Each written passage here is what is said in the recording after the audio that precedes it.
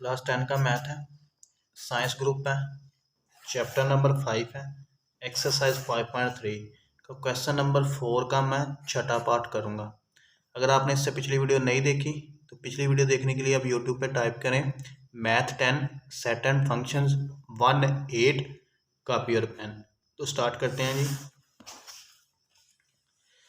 तो एक्सरसाइज 5.3 का question number 4 का छठा पार्ट है। ये यूनिवर्सल सेट दिया हुआ है 1 से लेकर 10 तक एलिमेंट, सेट ए दिया हुआ है, सेट बी दिया हुआ है। Then prove the following questions by Venn diagram. ठीक है, तो इस क्वेश्चन को प्रूव करने के लिए हम इसका लेफ्ट हैंड साइड सॉल्व करेंगे इसकी, फिर राइट हैंड साइड सॉल्व करेंगे। तो दोनों आंसर हमारे सेम आने चाहिए। तो हमने left hand side Lee B minus A का कॉम्प्लीमेंट।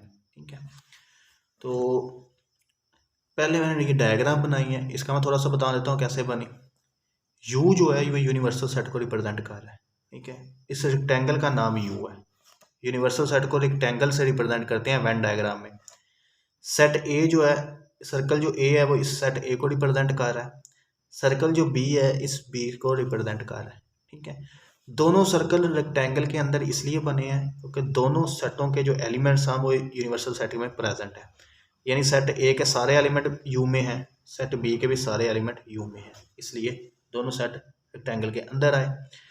दोनों सर्कल आपस में ओवरलैप कर रहे हैं, यानी ये वाला जो पार्ट है ये वाला, ये ए का भी है और बी का भी है। वजह ये है कि इन दो सेटों में दो एलिमेंट्स कॉमन है, 3 इधर भी है इधर भी है। ठीक है, 5 इधर भी है इधर भी है। ठीक है, तो इसलिए मैंने इसको ओवरलैप करवा दिया, इसको ओवरलैपिंग सेट भी कहते हैं। ठीक है, तो अब हम वैल्यूज एंटर करते हैं डायग्राम के अंदर। 3 और 5 यहाँ लिखेंगे क्योंकि सेट ए के भी एलिमेंट है बी के भी एलिमेंट है, तो एक ही दफ़ा लिखेंगे, 2 बार नहीं लिखना। अब सेट ए के बाकी एलिमेंट लिखते हैं 1, 7 और 9। ठीक है, 3 और 5 ऑलरेडी लिखे हुए हैं। आगे 2 बी के लिखेंगे, 4, आगे 8। ठीक है, 3 और 5 नहीं लिखेंगे, ऑलरेडी मैंने लिख दी है पहले। अब यूनिवर्सल सेट के वो एलिमेंट जो यहाँ पे नहीं लिखेंगे वो लिखेंगे। 1 इधर है इधर भी है, नहीं लिखेंगे क्योंकि ये ए का भी है और यू का भी है, क्योंकि अंदर ही लिखे हुए हैं ना, रेक्टेंगल के अंदर ही है। 2 इधर है इधर भी है, नहीं लिखेंगे। ये बी का भी है क्योंकि ऑलरेडी लिखा हुआ है, ये बी का भी है रेक्टेंगल का भी है। अगर 3 इधर है इधर भी लिखा हुआ, नहीं लिखेंगे अब क्योंकि पहले लिखा हुआ। 3 ए का भी है बी का भी है और यू का भी है। 4 इधर है यहाँ लिखा हुआ, 5 इधर है इधर लिखा हुआ, 6 इधर है लेकिन इधर नहीं है, बाहर लिख देंगे। अंदर नहीं लिखेंगे क्योंकि 6 ए का एलिमेंट नहीं है, 6 बी का भी नहीं है, 6 सिर्फ यू का है, इसलिए बाहर लिखेंगे। आगे 7 इधर है इधर भी है, ये लिखा हुआ। 8 इधर है इधर भी है, ये लिखा हुआ। 9 इधर तो है क्योंकि 10 तक एलिमेंट है, 9 इधर लिखा हुआ। 10 इधर है इधर नहीं है क्योंकि 10 सिर्फ यू का है, इसलिए बाहर लिख देंगे सर्कल के बाहर, लेकिन यूनिवर्सल के अंदर ही लिखेंगे। तो ये जनाब डायग्राम जनरेट होगी। अब हम क्या करेंगे, लेफ्ट हैंड साइड सॉल्व करेंगे। तो लेफ्ट हैंड साइड सॉल्व करने के लिए हम B minus A complement solve करें। तो पहले हम बी माइनस ए निकालते हैं, ये मैंने लिख दिया यहाँ पे। पुराने तरीके से निकालेंगे, रफ वर्क में करेंगे हम इस तरह। बी माइनस ए, बी वाला सेट लिखेंगे यूनिवर्सल क्वेश्चन से आएगा, ए वाला सेट भी क्वेश्चन से आएगा। दोनों के बीच में डिफरेंस साइन है। डिफरेंस लेने का तरीका, पहले सेट के वो सारे एलिमेंट लिखेंगे जो दूसरे में ना हो। ये आंसर आ गया। अब हमने क्या करना है, ये एलिमेंट यहाँ ढूंढने कहाँ पे है। 2 हमारा आंसर ये आया, 2 इधर है, 4 ये है, 8 ये है। ठीक है, तो हम बी वाले पोर्शन में आ रहे हैं, तो बी वाला जो पोर्शन है वो शेड कर देंगे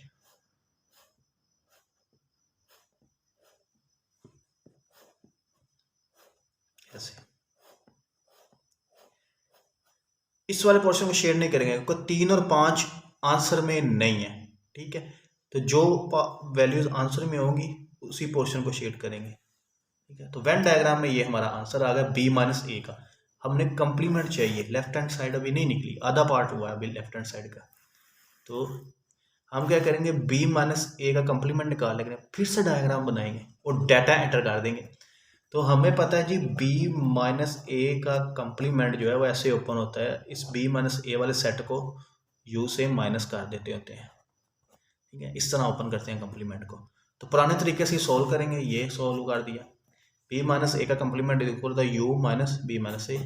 यू वाला जो सेट है यूनिवर्सल है, ये क्वेश्चन से आएगा।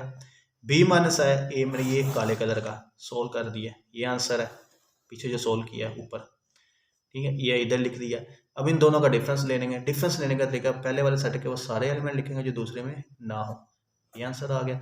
अब ये जो हमारा आंसर आया लेफ्ट हैंड साइड का मेन आंसर, इसके एलिमेंट यहाँ ढूंढेंगे कहाँ कहाँ है। 1 ये है, 3 ये है, 5 ये है, 7 ये है, 6 ये बाहर है, 9 ये है, 10 ये है। यानी ए वाला सर्कल सारा शेड होगा क्योंकि 1 7 9 3 5 सारे इधर हैं, तो ये सारा शेड कर देंगे हम।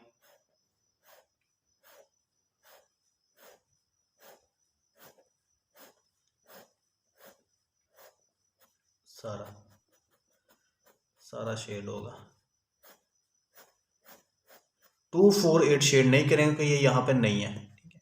अब 6 और 10 बाहर है सर्कल के, लेकिन रेक्टेंगल के अंदर ही है, ये भी आंसर में है, इसलिए हम इसको भी शेड करेंगे बाहर से, सर्कल के बाहर से ऐसे शेडिंग कर देंगे पूरी रेक्टेंगल को। लेकिन सर्कल में नहीं जाना, बी वाले में नहीं जाना,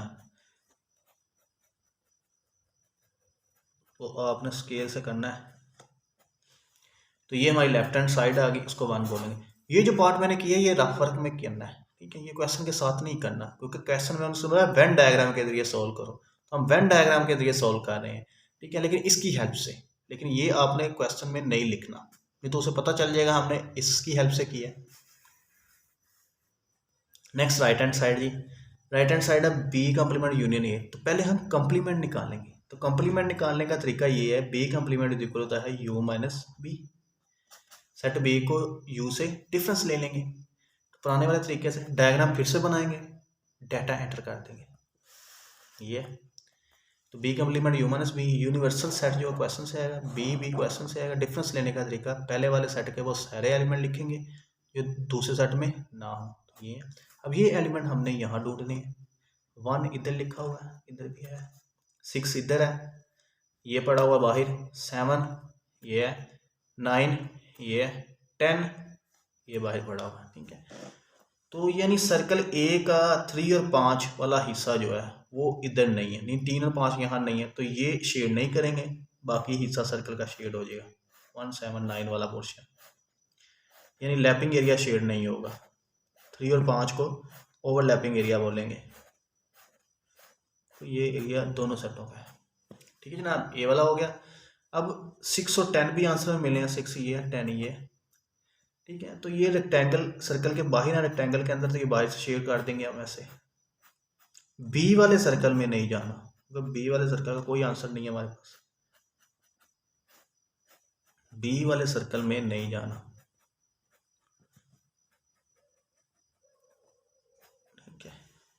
ये लो सोल्व हो गया, ये राइट हैंड साइड का कुछ हिस्सा सोल्व हुआ है, बी कंप्लीमेंट सोल्व हुआ। अब जनाब हमने क्या करना है, अब हमने बी कंप्लीमेंट यूनियन ए निकालना है, ठीक है। तो बी कंप्लीमेंट ये निकाला हुआ है, पिछले मेथड की तरह ये है, वेन डायग्राम में ये निकला हुआ है, ठीक है। अब ए का और बी कंप्लीमेंट का यूनियन लेना है, यहाँ लिख दिया इज इक्वल, फिर से डायग्राम बना दी, डाटा एंटर कर दिया, पुराने तरीके से निकालेंगे। बी कंप्लीमेंट ये निकला हुआ ब्लैक कलर का जो हमने सॉल्व किया है, यहाँ पे बी कंप्लीमेंट निकाला है, ये सेट यहाँ लिख देंगे बी की जगह, बी कंप्लीमेंट की जगह। अगर यूनियन ए कम वाला जो सेट है वो क्वेश्चन से आएगा, दोनों का यूनियन लिया, ये आंसर आया, इसके भी एलिमेंट और इसके एलिमेंट पकड़ के यहाँ लिख देंगे।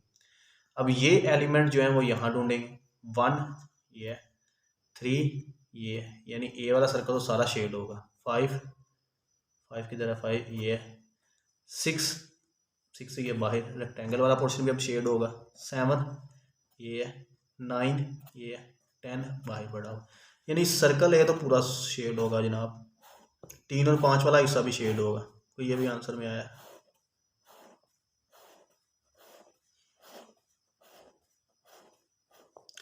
ठीक है, अब 6 और 10 वाला पोर्शन भी है, तो ये भी शेड होगा, अपने स्केल से शेडिंग करनी है।